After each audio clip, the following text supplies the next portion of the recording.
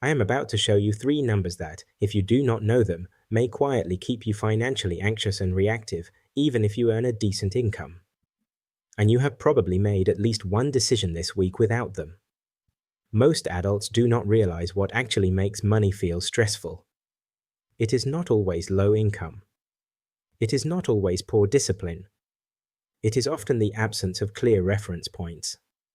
The assumption is you are making decisions about spending, saving, risk and commitments without a small set of numbers that define what is safe. Consider whether this feels familiar. You get paid and still feel slightly unsure. You delay checking your accounts because you would rather not see the numbers. You probably earn enough to function, yet a single unexpected expense would instantly create pressure.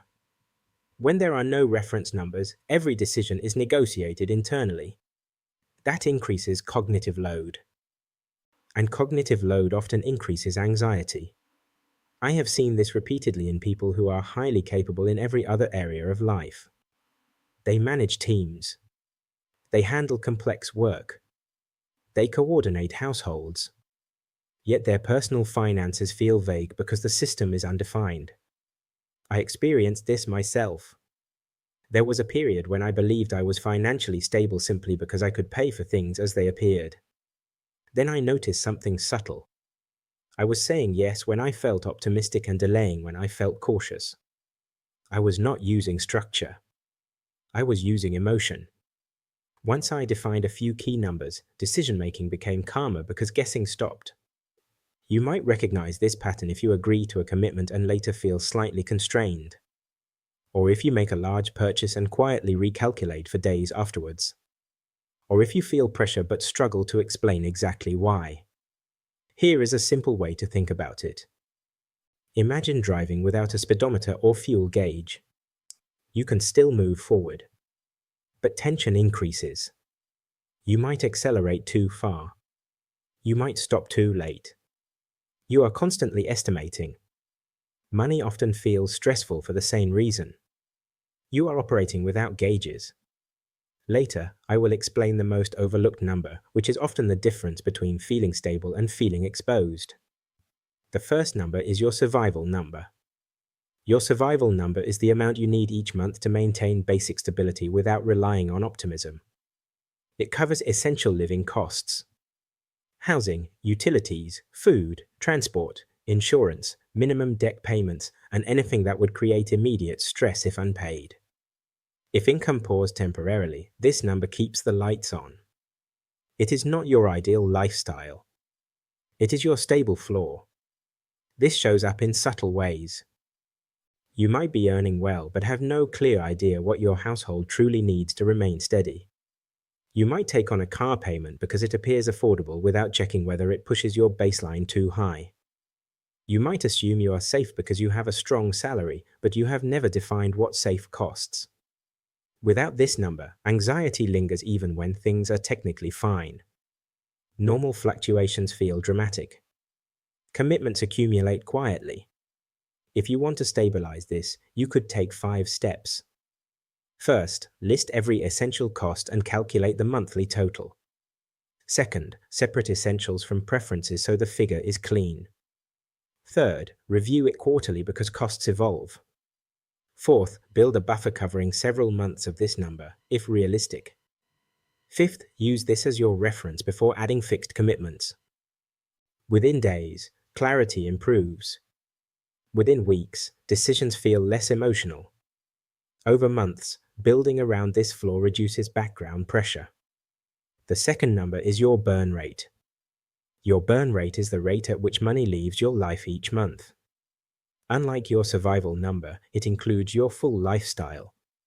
It reflects what your life actually costs, not what it theoretically costs. This includes discretionary spending, subscriptions, travel, convenience purchases, gifting, and informal obligations. Sometimes the gap between perception and reality is significant. You may believe you are not spending much, but when you review 90 days of transactions, patterns emerge. Small recurring costs accumulate. Convenience becomes structural. Informal support becomes habitual. This often appears in ordinary ways.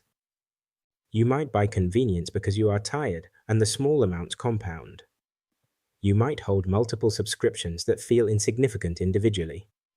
You might support family quietly without tracking the total impact. When this number is unclear, income can feel insufficient even when it is not. Saving becomes inconsistent. Lifestyle inflation happens silently. To stabilize this, you could take 5 steps. First, review the last 90 days and calculate your true monthly average. Second, group spending into clear categories such as essentials, lifestyle, obligations, and savings. Third, identify the top 3 categories driving most of your outflow.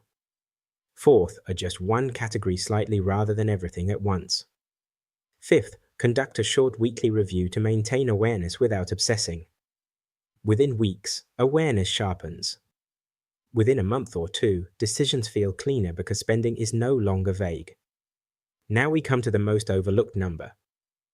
Your freedom number. Your freedom number represents breathing room.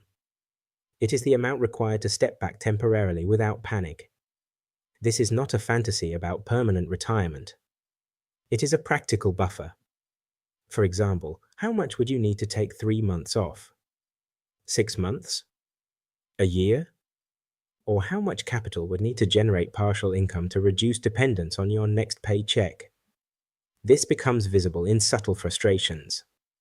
You might stay in a draining role because you cannot quantify your runway. You might hesitate to take calculated risks because you cannot measure your cushion. You might feel trapped despite earning well because you know stopping is not an option. Without this number, negotiation power feels thin. Every decision depends on continuous income. To build this, you could take 5 steps. First, choose a realistic breathing room timeframe. Second, calculate the amount required using your survival number or a slightly higher baseline. Third, commit to a steady contribution, even if modest. Fourth, keep this fund separate so it is not absorbed accidentally. Fifth, review progress quarterly and increase contributions when income rises. Within weeks, you may feel calmer simply because you know the direction. Over time, this number reshapes how you negotiate and plan. If you operate without these 3 numbers, you may be working hard while still feeling uncertain because you are driving without gauges. Once defined, something subtle shifts. Decisions become calmer because you are no longer negotiating internally. Mood becomes less influential. Structure becomes primary. Instead of reacting, you reference. Instead of guessing, you measure. Let us recap clearly. Your survival number defines the minimum cost of stability. Your burn rate reveals what your life truly consumes. Your freedom number defines your breathing room. You are the sort of person who prefers clarity over estimation and structure over quiet anxiety. If this resonated, comment "Know your numbers." Subscribe if you want more calm, practical frameworks for building stability in volatile times. In the next video, we will build a simple weekly money routine that takes less than 30 minutes and keeps these numbers updated without obsession. I will see you there.